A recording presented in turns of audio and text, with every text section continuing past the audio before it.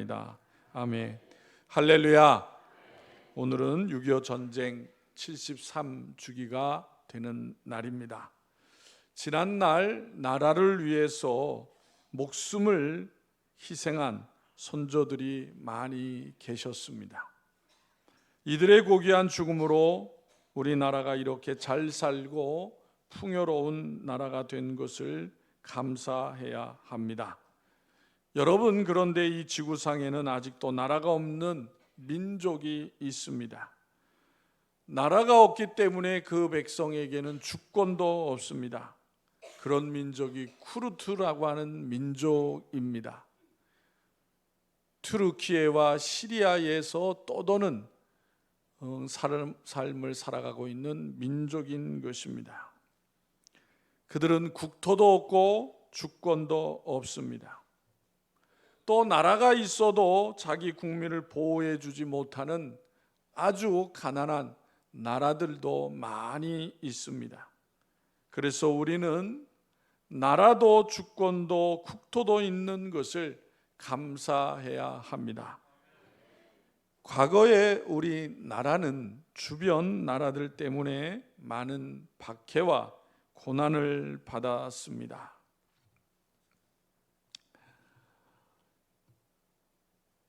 학교 다니는 학창 시절에 고등학교, 중학교 때에 국사 과목이 있습니다. 요즘에도 있는지 모르겠어요. 요즘에도요. 그리고 배우면은 지난 우리나라의 역사를 쭉 이렇게 선생님이 말씀하실 때 들으면은, 야, 우리나라는 뭘 그렇게 잘못해가지고 그렇게 침략을 많이 당했을까? 그런 생각을 많이 들게 돼요. 야, 우리나라는 그렇게 옛날에 힘이 없었나? 왜 그렇게 침략을 많이 당했을까? 예. 좀 침략하는 나라가, 땅을 뺏는 나라가 됐으면 좋았을 텐데, 그런 생각을 많이 갖게 됩니다. 그런데 여러분, 지금은 국토는 작지만 세계를 놀라게 하는 발전과 능력 있는 나라가 되었던 것입니다. 세계 여러 나라들이 우리나라와 경제 협력을 하려고 합니다. 특히 개발도상국 나라들은 우리나라를 모범으로 삼아서 우리나라와 같은 발전을 하고 싶어 하고 있습니다. 그것은 그만큼 우리나라가 발전하고 능력 있는 나라가 되었기 때문입니다. 25년 전에 벌써 그런 세월이 지났습니다마는 IMF라는 국가 위기도 겪었지만은 그 위기도 잘 이겨냈습니다. 최근에는 코로나로 인한 그런 모든 나라가 어려움들을 겪고 있지만은 그래도 우리나라는 다른 나라보다 잘 이겼다고 사람들이 생각을 합니다. 그러나 여러분, 우리는 지금 결코 자만해서는 안 되는 것입니다. 그것은 지금도 여전히 나라 안팎으로 많은 어려움들이 있기 때문인 것입니다. 지난 한 주간에도 세계에 뜻하지 않는 그런 많은 변화들이 있었습니다. 러시아에서는 쿠데타도 일어났어요. 우리가 공산국가에서 생각할 수 없는 그런 일들이 일어난 것입니다. 이렇게 세상은 우리가 예측할 수 없는 많은 어려운 일들이 일어나고 있는 것입니다. 그런 가운데에 우리가 살고 있는 이 나라는 어떤 나라가 되어야 되겠느냐라는 거예요. 이 시간 성경 말씀은 우리가 한 나라의 백성으로 어떻게 해야 하는지, 무엇을 해야 하는지, 이 나라가 어떤 나라, 어떤 백성이 되어야 하는지를 우리에게 가르쳐 주시고 있습니다. 구약 시대에 아직 나라가 만들어지지 않을 때의 이스라엘의 국가관은 하나님이 직접 통치하시는 신정 국가 시대였습니다. 그래서 이스라엘은 하나님의 나라로 여겨졌습니다. 이스라엘 땅은 하나님의 땅이었고 이스라엘 백성은 하나님의 백성이라고 성경은 말씀하고 있습니다. 그런데 이스라엘 백성들이 주변 국가들이 왕을 가지고 있는 것을 보고 선지자 사무엘에게 자기들도 왕을 세우게 해달라고 하나님께 요청을 하였습니다.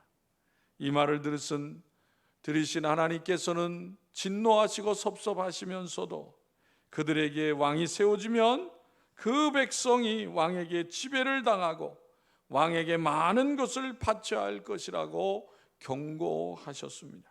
그럼에도 불구하고 이스라엘 백성들은 자신들의 후손들이 그 일을 당해도 된다고 라고 당당하게 대답을 하였던 거예요. 하나님은 직접 자신의 백성들을 다스리며 더 좋은 것을 주시기를 원하셨습니다. 그러나 그들은 하나님보다 자신들이 세우는 왕을 더 원하였고, 그로 인해서 결국 그들의 왕으로부터 왕이 세워지고 그 왕들로 말미암아 이스라엘 백성은 많은 어려움을 겪게 됩니다. 그뿐만이 아니라 그 주변의 열강들이 이스라엘 나라를 위협하고 결국에는 아수르와 바벨론에 의하여 이스라엘 유다가 멸망을 당하고, 또한 로마의 정복을 당해서 결국에는 하나님의 경고의 말씀과 같이 나라 없는 백성이 되고 맙니다. 유다 백성은 수천 년이 지난 1948년에 와서야 다시 그 이스라엘 땅 가나안 땅에 모여서 나라를 독립하여 새 국가를 다시 세우게 됩니다. 성도 여러분, 우리 그리스도인은 이 같은 역사를 통해서 바른 국가관을 가져야 하는 것입니다. 그리스도인은 이 땅에서 국가에 대한 책임감을 가지고 있어야 합니다. 그리스도인에게 국가는 중요한 하나님의 복음의 장이요 섬김의 장인 것입니다. 지금 유럽의 많은 나라들이 여전히 경제 위기를 겪고 있습니다. 그런데 그런 위기 속에서도 모든 어려움들을 잘 이겨나가고 있는 나라들이 있습니다. 그 나라 가운데 덴마크가 있습니다. 덴마크. 오늘날 덴마크가 세계 최고의 선진국이 된 데에는 이유가 있다는 거예요. 그 나라에 오래전에 그룬투비라는 하는 사람이 있었다는 것입니다. 그는 덴마크에서는 국부로 여겨지는 사람이라고 합니다. 그는 시인이며 목사로 하나님 사랑, 나라 사랑을 외치며 덴마크를 세계 최고의 국가 선진국가로 세웠던 것입니다. 성도 여러분, 우리나라가 더 좋은 나라가 되기 위해서는 무엇보다도 그리스도인들의 역할이 중요한 것입니다. 그렇다면 그리스도인들이 해야 될 일이 무엇일까요? 오늘 본문의 말씀을 통해서 그것을 살펴보면, 첫째로 영적 힘을 가진 그리스도인이 되어야 한다는 것입니다. 여러분, 나라가 잘 되려면 힘이 있어야 하는 것입니다. 그런데 그 힘이 어디에서 나옵니까? 성경은 그 힘은 하나님으로부터 나오는 것이라고 우리에게 가르쳐 주시고 있습니다. 즉, 하나님의 손에 붙들림을 받으면 하나님이 그 나라, 그 백성의 능력이 되어주신다는 거예요. 사도행전 2장 43절에 보면 초대교회 성도들에 대하여 표현하기를 사람마다 두려워하는데 그랬어요. 세상 사람들이 두려워했다는 거예요. 여러분, 초대교회 성도들에게는 변변한 재물이 있었던 것이 아닙니다. 세상 권세가 있는 것이 아니었어요. 그런 것은 없었지만은 그들이 가진 것은 영적인 권능이었던 것입니다. 그러므로 그들이, 하나님의 백성들이, 그리스도인들이 복음을 전하고 능력을 행할 때에 사람들이 두려워하고 또한 그 세상을 능히 이길 수 있었다는 것입니다. 그들은 박해를 받고 순교의 자리까지 가게 되었지만 조금도 그 죽음을 두려워하지 아니하고 그 불의에 대하여 굴복하지도 아니하였던 것입니다. 예수님께서 십자가에 달리실 때 무기력하였던 제자들이 이제 성령의 충만함을 받은 후에는 땅끝까지 복음을 담대히 전하는 능력의 사람들이 된 것을 증거하고 있습니다. 사도행전 7장에 보면은 초대교회 7 집사 중에 한 사람이었던 스데반이 유대인들 앞에서 설교하는 내용을 기록하고 있어요. 사도행전 7장 전체가 스데반의 설교로 되어 있습니다. 스데반은 하나님의 은혜와 권능을 입어서 담대하게 유대인들에게 하나님의 말씀을 전하게 됩니다. 스데반은 그 설교에서 이스라엘의 역사를 이야기합니다. 아브라함으로부터 시작해서 솔로몬의 길까지 하나님께서 그 백성에게 어떤 은혜를 주셨는지를 설명을 해요. 그러면서 하나님의 은혜를 받은 그 백성이 하나님 앞에 순종하지 아니하고 불순종했다는 거예요. 불의를 행하고 하나님의 말씀을 두려워하지 아니하고 하나님의 말씀을 전하는 선지자들을 핍박했다는 것입니다. 그래서 스데반이 지적한 그들의 죄는 첫째로는 마음의 할례를 그들이 받지 못했다는 것입니다. 육신의 할례는 받았지만은 겉으로는 하나님의 백성이라고 이야기하지만 마음은 전혀 변화되지 아니했다는 거예요. 하나님 앞에 바로 서지 못했다는 것입니다. 또한 성령을 거른 죄를 범했다고 하였습니다. 선지자 곧 의인을 죽이는 죄를 그 백성이 범했다고 담대하게 전했어요. 여러분, 백성들 앞에서 그렇게 죄를 지적하면서 설교하는 것은 쉬운 것이 아니에요. 목숨을 내놓고 전하지 않으면 안 되는 내용인 것입니다. 그래서 스데반의 말을 들은 유대인들은 마음에 찔리게 됩니다. 그런데 어떻게 합니까?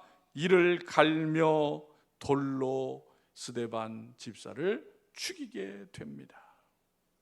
스데반 집사는 돌에 맞아 죽어가며 그들을 저주하지 아니합니다. 도리어 스데반은 이 죄를 그들에게 돌리지 마옵소서라고 기도하였던 거예요. 스데반 집사는 목숨을 다해 하나님을 사랑하고 원수를 사랑함으로 손으로 악을 이기는 참제자였던 것입니다. 참으로 그 나라 그 백성을 사랑한 사람이었던 것입니다. 여러분, 우리가 영적인 능력을 가지고 세상을 두려워하지 아니하고 복음을 전할 때에야 이 나라가 바로 서고 더 잘 사는 나라가 되어질 수 있음을 믿으시기를 바랍니다. 둘째로 복음을 전해서 이 나라 백성이 회개하는 백성이 되게 해야 되는 거예요. 우리가 복음을 전하고 담대히 하나님의 말씀을 전해야 되는 이유가 무엇입니까? 죄를 짓고 있는 백성이 깨달아야 하기 때문에 그래요. 사도행전 1장 8절에 우리가 잘 아는 말씀이 있잖아요. 오직 성령이 너에게 임하시면 너희가 권능을 받고 예루살렘과 온 유대와 사마리아와 땅끝까지 이르러 내 증인이 되리라고 주님이 말씀하신 거예요. 그러므로 우리는 이 땅에 복음을 전하여서 이 나라 백성이 회개하고 하나님을 의지하는 나라와 백성이 되어지게 해야 하는 것입니다. 예레미야는 자신의 나라 백성만 생각하면 눈물이 났던 것입니다. 자기 나라 백성만 생각하면 마음이 가슴이 찢어지는 아픔을 겪었습니다. 왜 그렇습니까? 그 백성이 하나님을 떠나 하나님의 복을 잃고 세상 욕심과 탐욕 속에서 우상 숭배에 빠져 있는 그 백성만 보면은 눈물을 흘리지 않을 수가 없었던 거예요. 그래서 예레미야는 눈물을 흘리며 기도하였습니다. 그래서 그의 백성에게 외치기를 하나님은 토기장이시고 너희는 토기장이가 만든 토기에 불과하다. 만약 하나님의 마음에 안 들면 토기장이가 토기를 깨뜨려 버리는 것처럼 이 백성을 산산이 조각낼 것이다. 그러므로 악한 길에서 돌이키라고 전하였던 것입니다. 하나님은 예레미야 선지당에서 그 나라가 하나님 앞에 불순종하고 죄를 범함으로 인해서 하나님의 심판이 대상이 된다고 분명히 가르쳐 주신 거예요. 그래서 예레미야는 그 나라가 하나님의 심판으로 멸망한 것을 바라볼 때에 통곡하지 않을 수가 없었던 것입니다. 하나님께서 이스라엘 백성을 택한 것은 그들을 통해서 온 세상이 복을 받게 하기 위함이었습니다. 그런데 그 이스라엘 백성은 자신만을 생각하는 거예요. 이기적인 욕망이 가득 찼습니다. 하나님께 감사하지 아니했습니다. 하나님을 잊어버리고 말았습니다. 하나님께서 그들을 왜 택하셨는지를 그들은 망각하고 말았어요. 하나님의 뜻을 잊어버리고 사명을 망각한 백성이 되어버리고 만 것입니다. 하나님은 이사야 선지자를 통해서 그 백성들에게 말씀을 하셨습니다. 이사야서 49장 6절에 이렇게 말씀하셨어요. 그가 이르시되 내가 나의 종이 되어 야곱의 지파들을 일으키며 이스라엘 중에 보존된 자를 돌아오게 할 것은 매우 쉬운 일이라. 내가 또 너를 이방의 빛으로 삼아 나의 구원을 베풀어서 땅 끝까지 이르게 하리라. 하나님은 그 백성을 택하신 이유가 무엇인지, 어떤 목적을 가지고 택하셨는지를 말씀해 주셨던 거예요. 성도 여러분, 여러분에게 하나님께서 복을 주신 것은 여러분 주위에 있는 많은 사람들에게 하나님의 복을 전하기 위함인 것입니다. 하나님께서 이 나라 이 백성에게 복을 주신 것은 향락을 즐겨 교만하게 살라고 주신 것이 아니라 이 나라 이 백성을 통해서 세상을 살리기 위함이라는 사실이에요. 본문 10절에 뭐라고 하였습니까? 우리 다 같이 10절을 읽겠습니다. 10절 다 같이 읽겠습니다. 시작. 만일 그들이 나 보기에 악한 것을 행하여 내 목소리를 청종하지 아니하면 내가 그에게 유익하게 하리라고 한 복에 대하여 뜻을 돌이키리라. 아멘. 무슨 말씀이에요? 하나님께서 아무리 복을 주시고 풍요롭게 하셨어도 악을 행하고 하나님의 말씀을 청종하지 아니하면 하나님이 주신 그 복을 다시 다 거둬가시겠다는 거예요. 여러분, 우리가 누리는 풍요로움이 악을 행하는 기회가 되어서는 안 되는 것입니다. 그렇기 때문에 우리는 풍요로움을 누릴 때에 오히려 조심해야 되는 거예요. 여러분, 오늘날 우리가 얼마나 많은 것을 누리고 있습니까? 그러므로 우리는 조심해야 될 때라는 거예요. 우리가 무엇인가 이루었다고 생각되어질 때에 자신을 돌아봐야 하는 것입니다. 우리의 가정도 교회도 마찬가지입니다. 우리가 본래 어떤 사람이었습니까? 어떤 백성이었습니까? 어떤 시련의 과정을 거쳐서 하나님께서 이 나라를 여기까지 인도해 주셨습니까? 이것을 다시 되돌아보아야 하는 것입니다. 그래서 우리의 풍요가 죄를 범하는 기회가 되고 우리가 누리는 복들을 인생의 쾌락만을 즐기는 것으로 삼아서는 안 되는 거예요. 세상에는 무신론적 사고가 팽배해 있습니다. 하나님을 두려워하지 않은 생각을 가지고 있어요. 하나님을 대적하는 사상을 가지고 있습니다. 이것이 바로 우리의 삶을 망가뜨리는 것입니다. 본문 12절의 말씀은 그래서 이렇게 말씀하고 있습니다. 그러나 그들이 말하기를 이는 헛되니 우리는 우리의 계획대로 행하며 우리는 각기 악한 마음이 완악한 대로 행하리라 하느니라고 말씀하세요. 얼마나 무서운 말씀입니까? 그들은 공개적으로 하나님을 향하여 그렇게 말했다는 거예요. 하나님, 우리에게 참견하지 마세요. 우리는 우리의 갈 길을 갑니다. 내가 계획한 대로 살아갈 겁니다.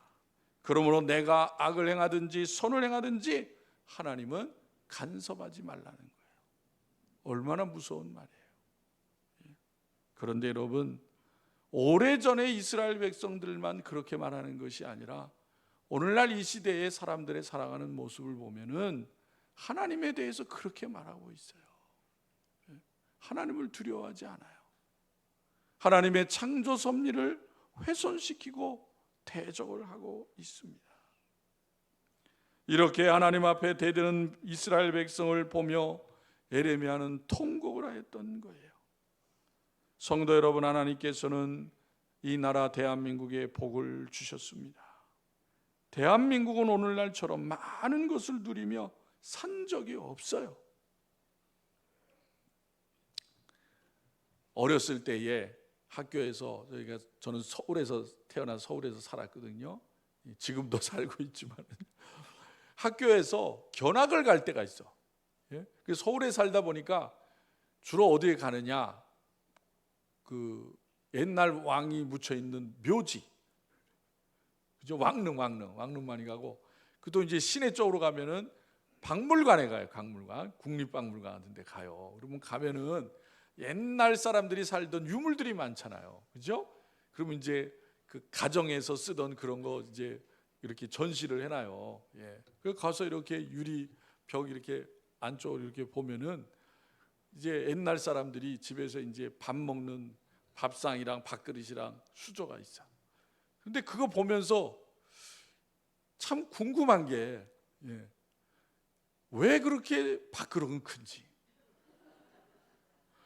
옛날 사람은 식성이 되게 좋았나? 예? 숟가락도 커요.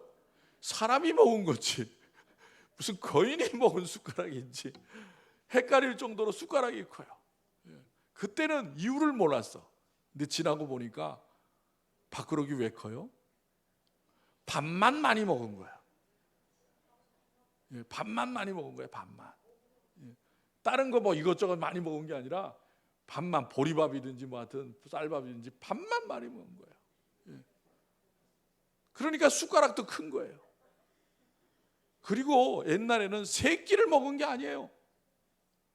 세 끼 먹은 지는 얼마 안 된대요. 여러분 그거 아세요? 한 끼 아니면 그래도 괜찮은 집은 두 끼 먹었대. 대부분 한 끼 먹으니까 하루에 한 끼를 먹어야 되니 얼마나 많이 먹어야 돼.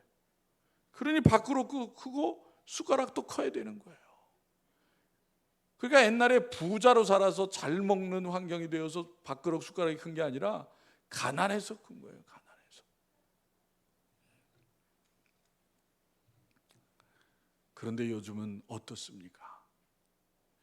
너무 많아서 많은 것을 누려서 문제. 어제 토요일 우리 교회 집사님 아들이 결혼해서 결혼식장 갔어요. 요즘에 결혼식장 가면 식사를 다 뷔페로 먹잖아요. 얼마나 많습니까 음식이. 그죠? 이것저것 욕심 부리고 다 접시에다 담습니다. 가져와서 다 먹나요? 먹다 보면은요 배가 불러가지고 못 먹어. 예?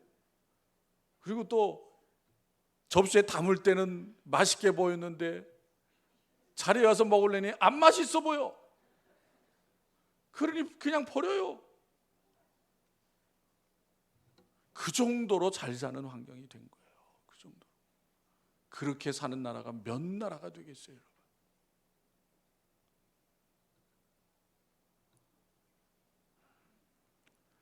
그 많은 것들을 누리고 사는 이 백성들의 모습은 어떠합니까? 하나님께 감사하지 않습니다.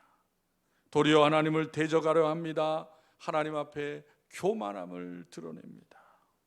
자신들이 누리는 모든 것이 자신의 능력으로 된 것처럼 착각을 합니다. 그래서 하나님이 주신 복으로 죄를 짓고 살아요. 쾌락을 즐기고 음란하고 이기적인 삶을 살아가게 됩니다. 오늘 본문 말씀에 그렇게 살게 되면은 하나님이 주신 그 복을 다 거두어 가신다는 거예요. 그런데 정말 이 세상을 보면은요, 감사하지 않고 교만하게 살아서 하나님이 거두어 가신다는 징조를 보이는 일이 이 나라에 많이 나타나요.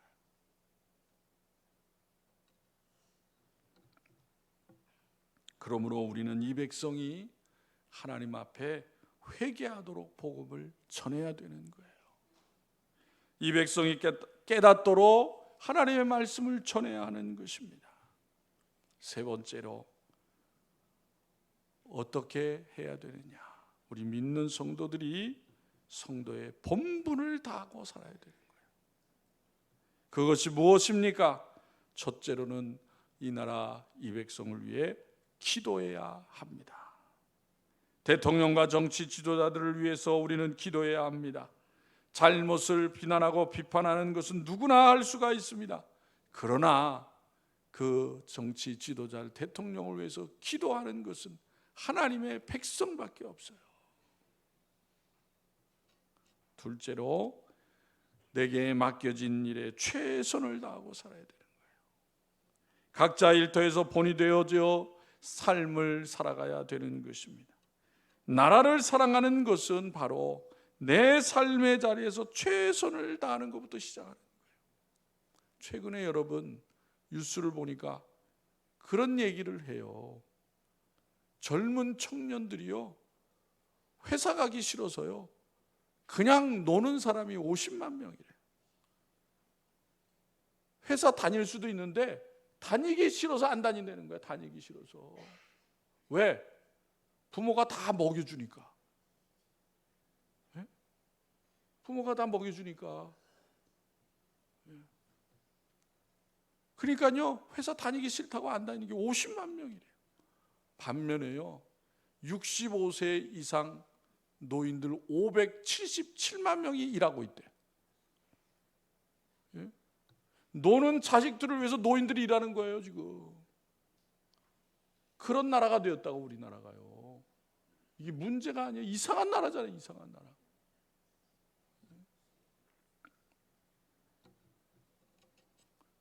그런 세상 가운데 우리 그리스도인은 맡겨진 일에 열심을 다하고 최선을 다해야 되는 거예요. 세상 사람들이 놀고 즐기는 게 빠져있다고 그리스도인은 같이 쫓아가면 안 되는 겁니다. 세 번째로, 그리스도인들은 화평을 이루는 사람이 되어야 하는 것입니다. 여러분, 이 시대는 갈등과 다툼이 많은 시대입니다. 우리나라뿐만 아니라 전 세계가 그래요. 인종 갈등, 빈부 갈등, 세대 갈등, 사상 이념 갈등이 많잖아요. 이런 때에 우리 성도들은 그리스도의 사랑으로 갈등을 해소하고 화평을 이루는 일에 앞장서고 실천하는 성도들이 되어야 하는 것입니다. 이것이 하나님께서 우리에게 주신 이 땅의 사명인 거예요. 이런 사명이 각자 우리에게 있음을 기억하시고 이 나라 이 백성을 위해 기도하시고 하나님의 뜻과 말씀을 알지 못하는 사람들에게 복음을 증거하여서 이 나라가 하나님 앞에 회개하고 바로 서서 하나님의 복을 잘 또 사용을 하고 하나님 앞에 영광 돌리는 나라가 될 수 있도록 힘쓰고 기도하는 우리 복된 모든 성도들이 되시기를 주님의 이름으로 축원합니다. 기도드리겠습니다. 존귀하시고 자비로우신 여호와 하나님 아버지, 은혜를 감사합니다. 오늘은 특별히 6.25 전쟁 73주기를 맞이하여서 이 나라가 오래전에